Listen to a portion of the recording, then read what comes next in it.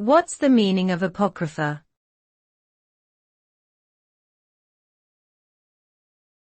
Apocrypha.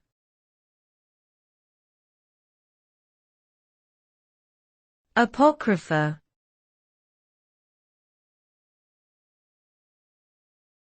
Apocrypha.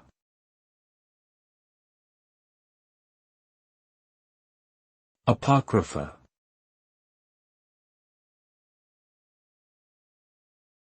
The term apocrypha refers to a collection of texts or writings that are not considered part of the official canon of Scripture.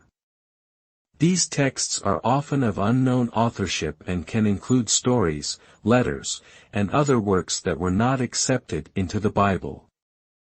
Apocryphal texts are sometimes considered to have religious or historical significance, but their authenticity is often disputed by scholars.